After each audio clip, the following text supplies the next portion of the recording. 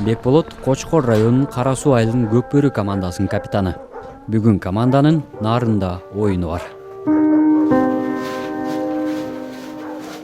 Биз азыр барып оюн өтө турчу жерге чейин Кочкордон приблизительно 160 километрдей. Анан саат болсо биз ошол чоң машиналар менен чогуу барганыбыз менен 2 саат 2,5 сааттын аралыгы. Улакчылар таңкы саат 6-да аттарды жүктөп жолго аттанышты.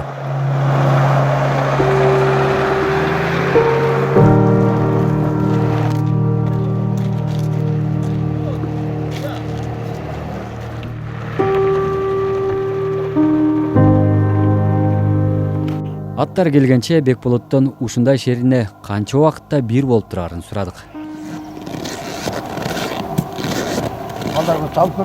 Аралыгы деген эми точно баланча күн деп айтылган эмес, бирок ар бир команданын шартына жараша өздөрүнчө сүйлөшүп бизге айтат. Эми ушул оюндун аралыгы бир 17-18 күн болду окшойт. Негизи бир 15 күндө бир өтөт да. Аңгыча долонду жаңгашып, аттар да келди. Ар бир улакчы өз атына тынчсызданып абалын карап киришти. Басмай, тартыласың байке. Атын жерге түшүп. Бир-эки күчтүү алабыз бар эле, ошолор шарттарына байланыштуу келе албай калды, Бишкекте болуп. Алжан туттуңур байке. Бир ишел. Тартасың. Тарта, яман жапсал оймандан кайры. Нормально эле басып келатсың бирок,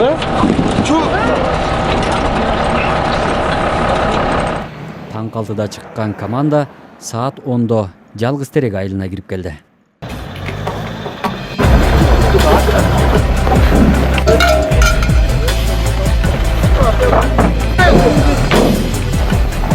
Шердеден эмен азыр Жалгыз Терек деген айыл алган команда алдагы. Ошолор ошол улак тамагаш келген опи команданын тамагашын, ат-сатын, чөп жемин ошолор каржылайт бүгүнкү күндө.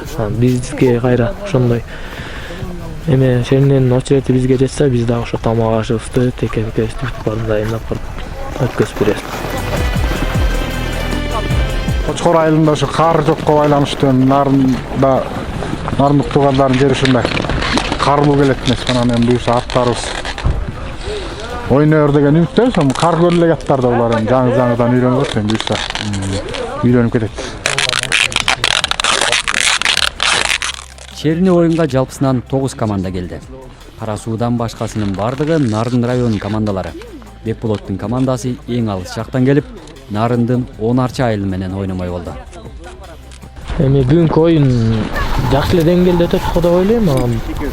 Тиги ортодо акчалар болсо, биякта деген өз ара ичара сүйлөшүп, ушуну оюн токтоп калбас үчүн бири-бирибиз менен таанышып ойнойлу деп ушундан биз 20 күн мурун сүйлөшүп, ортого 5000 сомдон коюп ойномой деп сүйлөшүлгөнбүз.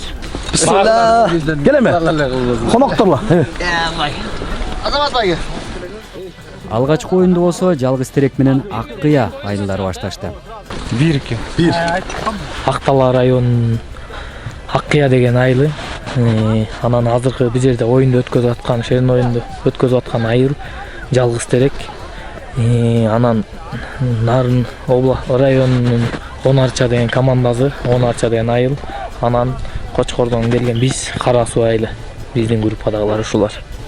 Азыр биздин оюн экинчи оюн 10 менен Аккыя менен Жалгыз Терек азыр ойноп атат.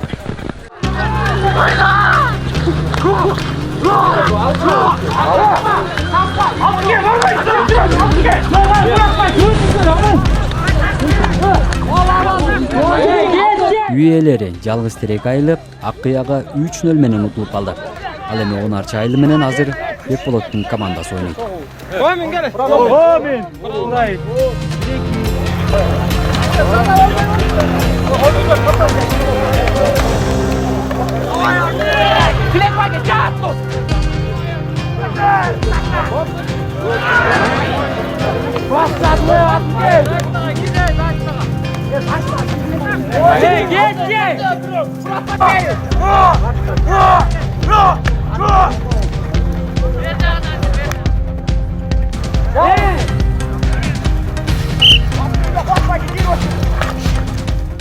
Бул оюн Кара Суу командасы үчүн өтө татаал болду.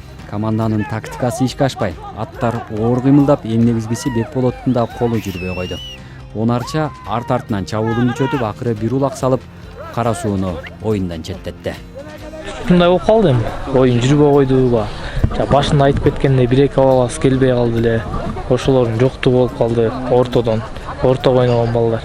Негизи бул оюнду көбүнчө ортодон чечет да, ошол ортодо күчтүү балдар жок болуп калды.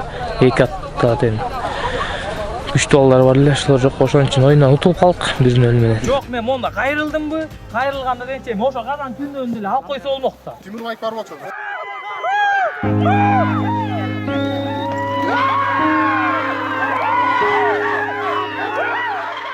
Шеринени бул жолкусун Эмгек Талайылы утуп кетти. Алар финалда Ак Кыяны жеңип алса, Онарча 3-орунга илинди.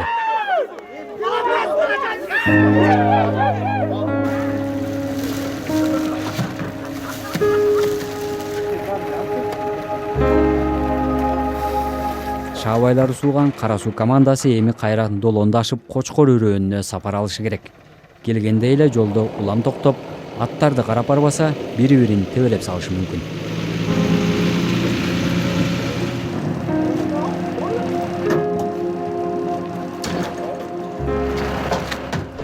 Азыркы ойной элек жаштарга болсо эми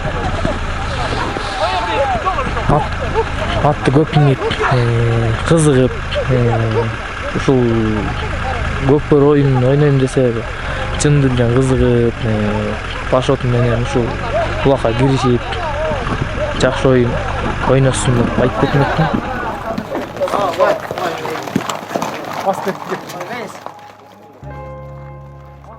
Ушинтип Кара Суу улакчыларын бүгүнкү күнү жыйынтыкталды. Команда жеңишке жетпесе да тажрыйба менен келди. Улакчылар өкүнгөн жокпуз деп бир сөз менен айтышат. Анткени бүгүнкү тажрыйба эртеңки жеңишке үйрөнө экенин жакшы билишет.